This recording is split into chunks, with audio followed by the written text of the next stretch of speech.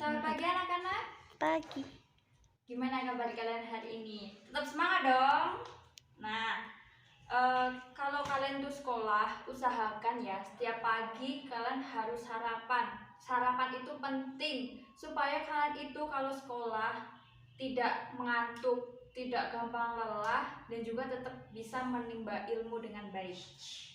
Kalau begitu, Ibu mau tanya nih, ada yang tidak masuk hari ini? Ada.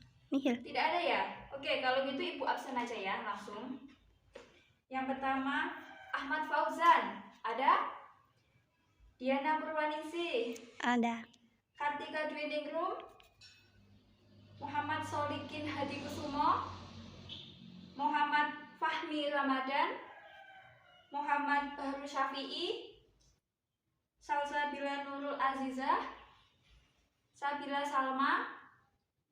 Rica Arayan Cynthia Putri. Tiara Nur Puspita Dewi. Oke, hadir semuanya ya. Kalau begitu Ibu absen dulu sebentar. Oke, selanjutnya Ibu mau menyampaikan kontrak belajar kita pada pertemuan kita selanjutnya ya. Jadi Ibu usahakan kepada kalian semua keterlambatan untuk siswa yang masuk. Oh ya, ketua kelasnya dimohon untuk mencatat ya. Siapa tahu ini penting bisa disampaikan ke teman-temannya. Maaf gue tadi lupa. Oke, yang pertama, keterlambatan untuk siswa masuk ke kelas adalah 5 menit. Keterlambatan guru masuk ke kelas 10 menit. Jika nanti dalam waktu 10 menit Ibu belum datang, bisa perwakilan dari kelas ini datang ke ruang guru ya untuk menjemput saya. Siapa tahu saya waktu itu lupa gitu ya. Yang ketiga, setiap akhir bab akan diadakan ulangan harian untuk mengetahui kemampuan kalian itu sebenarnya sampai mana sih. Dan Ibu enak ya, Ibu bisa mengetahui, oh ternyata si A ini sudah mampu menguasai materi tersebut. Terus untuk yang Rica misalkan, dia belum menguasai, oh berarti untuk bab ini saya perlu mengajarkan lebih lanjut atau memberikan penambahan-penambahan supaya teman-teman semuanya itu bisa ya. Pada hari ini kita akan belajar tentang mitigasi bencana alam. Ada yang tahu di sini bencana alam itu apa? Ada yang tahu, anak-anak? Coba kalau gitu Ibu tunjuk dulu ya. Ibu tunjuk siapa ya? Coba jelaskan, Diana. Coba kamu jelaskan bencana alam itu apa? Gak ada yang tahu ya? Gak tahu ya? Oh, harus banyak belajar membaca ya anak-anak supaya kalian tuh bisa tahu. Kalau begitu Ibu jelaskan ya sedikit demi sedikit. Jadi bencana alam itu menurut Undang-Undang Nomor 24 Tahun 2007 adalah fenomena yang disebabkan oleh alam, non-alam maupun sosial yang mengakibatkan kerugian untuk manusia, fasilitas sarana prasarana yang ada di muka bumi. Nah, kerugian ini cukup berasa untuk manusia. Oke, kalau gitu coba saya tanya lagi. Ada yang tahu ada berapa jenis bencana alam itu dibedakan? Ada yang tahu? Anak-anak? Oke, bencana alam itu dibedakan menjadi 3. Yang pertama, bencana fenomena alam seperti gunung meletus, terus ada gempa bumi, tsunami, angin topan, banjir, dan juga tanah longsor itu merupakan contoh dari fenomena alam. Nah, lalu apa yang kedua? Yang kedua itu adalah fenomena non-alam. Fenomena non-alam ini seperti kegagalan teknologi, gaptek. Kalau bahasanya anak-anak gaul itu gaptek, gagal teknologi. Terus tidak bisa mengikuti zaman, modernisasi. Selanjutnya ada juga wabah atau penyakit. itu salah satu contoh dari fenomena non-alam. Yang ketiga itu ada fenomena sosial. Wah, kalau mengatakan fenomena sosial, banyak sekali yang terjadi. Salah satu contohnya itu adalah terorisme. Teroris dan juga konflik yang ada di masyarakat. Waduh, itu banyak sekali anak-anak ya. Pasti dari kalian semua ada yang mengalami konflik. Hal kecil pun ya, konflik antar teman. Wah, aku gak suka sama dia. Nah, itu salah satu konflik yang terjadi di sosial, di masyarakat. Oke, kalau begitu kita lanjut ya. Ada yang ditanyakan sebelum kita melanjutkan ke lainnya? Tidak, Bu. Tidak ya, berarti sudah paham. Jangan lupa untuk dicatat materi kali ini. Selanjutnya tentang karakteristik bencana. Karakteristik bencana memiliki pengertian yaitu ini, sebentar. Gangguan terhadap kehidupan normal. Jadi bencana itu kan datang secara tiba-tiba ke kita tanpa adanya tanda-tanda dan menyebabkan gangguan yang besar, itu yang merugikan sehingga kehidupan yang normal itu menjadi tidak normal.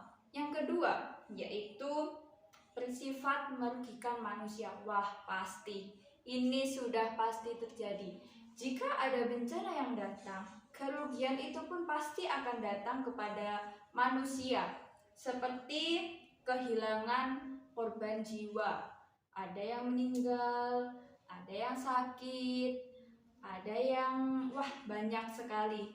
Bahkan ketika bencana itu datang, kita pun tidak tahu di mana keluarga kita itu. Karena ya kita pasti akan melindungi diri kita sendiri dulu, gitu. Yang selanjutnya ada kita akan kehilangan harta benda kita. Contohnya saja terjadi gempa bumi. Wah, itu kan tidak ada tanda-tanda untuk terjadi gempa bumi kan. Nah, dari terjadinya gempa bumi itu kita akan kehilangan harta benda. Benda yang sangat kita butuhkan, benda yang sangat penting, dokumen-dokumen seperti akte kelahiran, terus ijazah, rapor kita, semua akan hilang seketika dengan adanya bencana tersebut. Itu merugikan manusia. Nah, selanjutnya yang ketiga. Yang ketiga itu apa? Yang ketiga itu mempengaruhi struktur sosial masyarakat. Mengapa demikian? Karena datangnya bencana yang datang ke kita itu pasti akan merusak semua fasilitas sarana prasarana yang ada di sini, yang ada di sekitaran kita. Seperti kantor desa rusak, terus sekolah rusak, gedung-gedung juga rusak. Nah, itu salah satu yang mempengaruhi atau akibat dari adanya bencana alam. Jadi dari sini pasti sudah paham apa itu bencana alam. Oke, bisa dicatat semuanya ya. Bencana alam itu adalah peristiwa atau fenomena alam yang terjadi di permukaan bumi yang mengakibatkan adanya kerugian kepada masyarakat secara fisik, mental, sarana prasarana juga akan hancur seketika dengan adanya bencana. Selanjutnya kita kalau tadi kita sudah membahas tentang bencana alam, pasti anak-anak semuanya sudah paham ya bencana alam itu apa. Lanjut, kita hari ini akan membahas tentang jenis-jenis bencana alam. Ibu akan sedikit menjelaskan ya tentang jenis-jenis bencana alam ini. Yang pertama yaitu tanah longsor. Apa sih tanah longsor itu? Kok bisa ya terjadi tanah longsor di Indonesia? Oke, yang pertama, bencana alam tanah longsor ini dapat merusak struktur tanah, terus merusak lahan pertanian, bangunan semua hancur.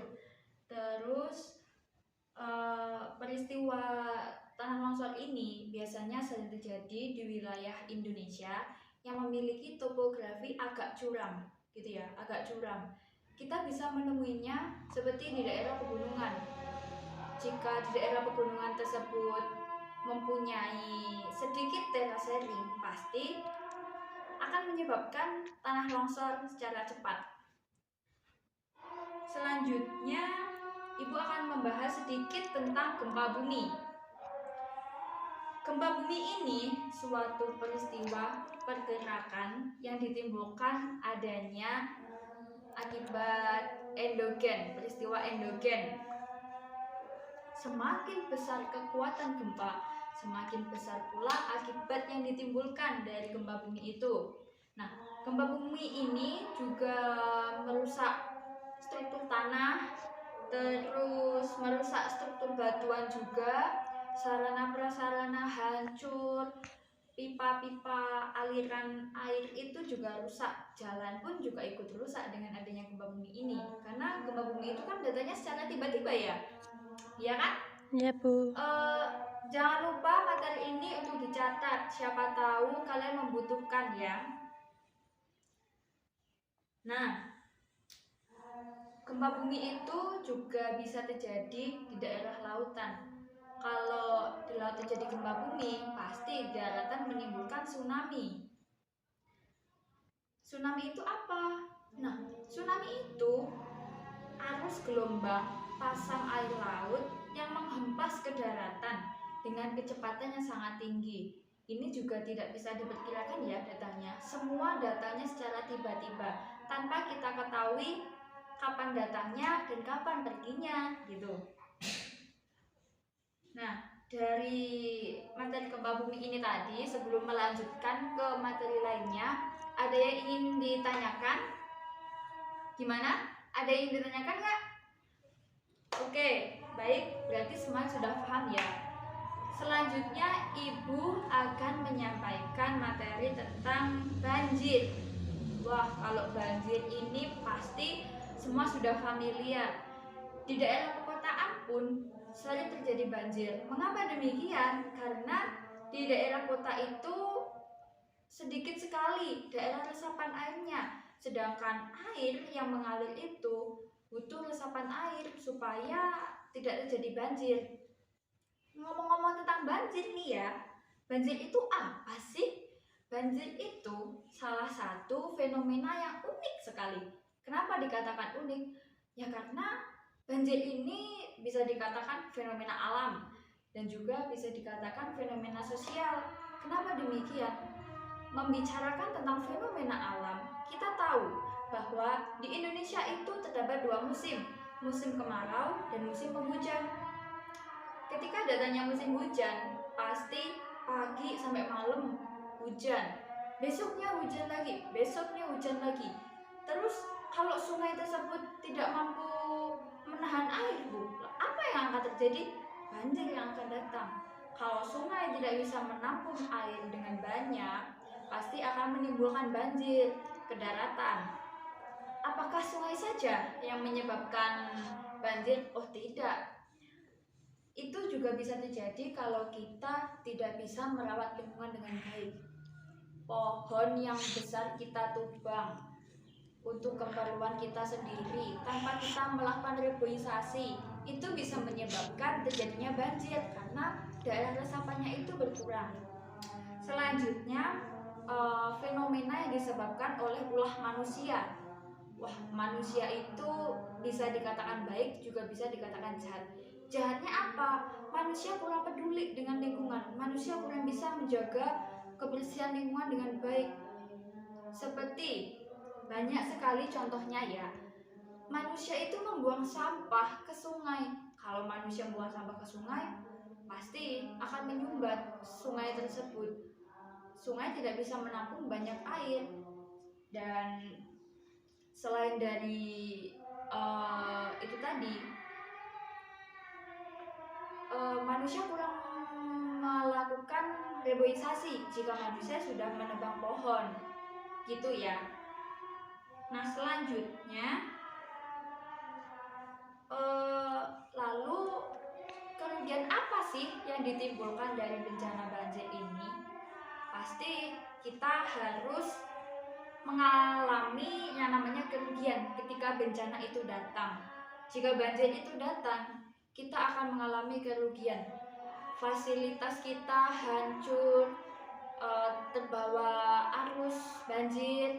Peternakan kita seperti kerbau, sapi, kambing itu bisa aja hangus, hanyut ke bawah air. Nah, datangnya air itu tadi juga merugikan kesehatan kita ya. Mengapa? Karena air itu tadi kan kita tidak tahu dari mana air itu.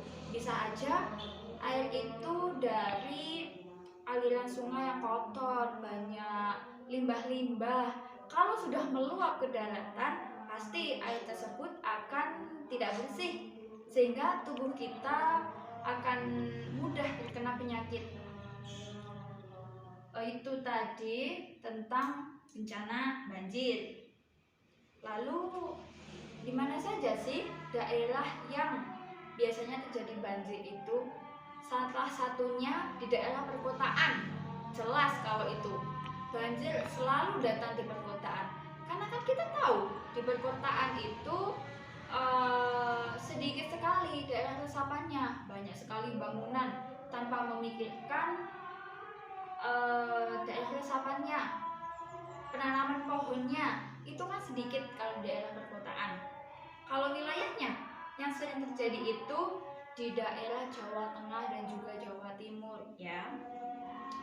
Oke, Ibu sudah menyampaikan panjang lebar tentang jenis-jenis bencana alam ini.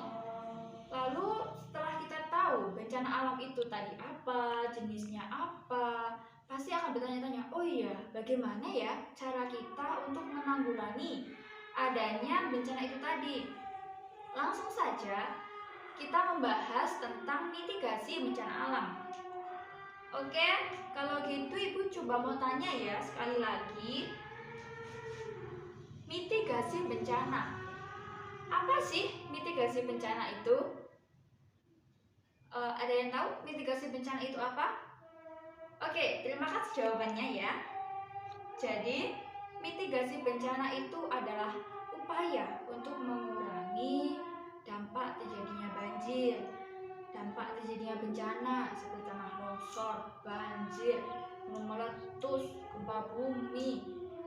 Terus, secara umum, penanggulangan bencana ini dilakukan secara bertahap. Yang pertama dilakukan yaitu tahap pra-bencana. Hal ini dilakukan untuk siap siaga kita menghadapi bencana yang akan datang nantinya. Dengan peringatan secara dini, hal ini dilakukan untuk mengurangi resiko terjadinya bencana, mengurangi korban jiwa. Seperti itu kalau pra-bencana. Nah, lalu yang kedua itu pada saat bencana datang. Apa yang akan kita lakukan jika bencana itu datang? Salah satunya yaitu penyelamatan dan juga evakuasi kepada korban. Dan juga kita menyelamatkan orang lain, mengevakuasi korban, terus pertolongan secara darurat. Selanjutnya yaitu pemenuhan kebutuhan dasar. Kalau bencana itu datangnya secara tiba-tiba, pasti kita tidak akan ada persiapan untuk menghadapi bencana itu. Kita tidak ada persiapan, wah bencana akan datang nih, aku bawa ini aja deh, aku bawa makanan, aku bawa ini, bawa selimut, bawa ini, bawa itu.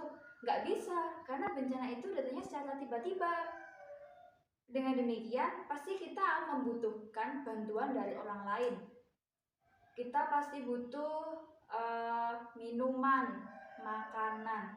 Itu datangnya dari orang lain. Terus, pemenuhan kebutuhan dasar apa yang diberikan? Itu tadi, air, makanan, bisa dari pakaian, sarana prasarana, fasilitas, dan terus apa namanya?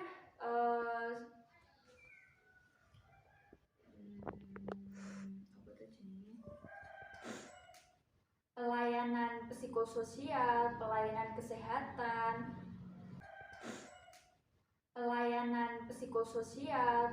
kesehatan, Nah, selanjutnya kita akan melakukan perlindungan terhadap kelompok rentan.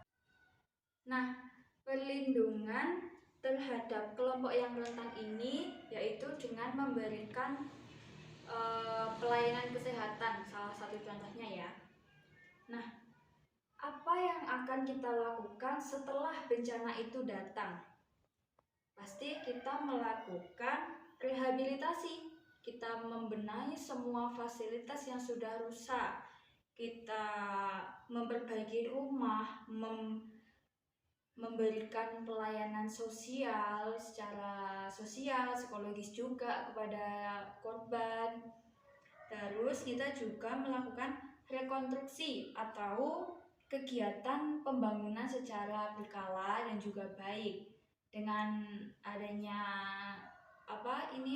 penanggulangan, biasanya banyak sekali donasi-donasi yang masuk ke kita yang memberikan bantuan sehingga kita bisa tertolong dengan baik. Nah, gimana teman-teman materi hari ini bisa diterima dengan baik? Kalau begitu, penyampaian materi Ibu tadi tentang mitigasi bencana, silahkan untuk anak-anak membaca dengan baik. Kalau tidak ada kesulitan, kita minggu depan akan lanjut ke materi berikutnya. Tapi sedikit minggu depan saya akan mengulas materi ini. Jadi di rumah kalian juga tetap membaca materi ini ya, supaya kalau ada kesulitan bisa langsung tanyakan ke ibu gitu ya.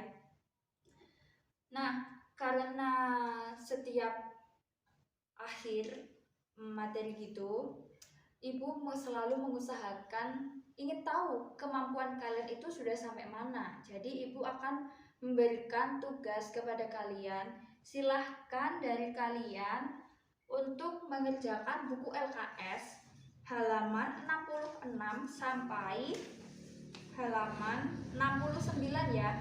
Pilihan ganda, uraian dan juga isian.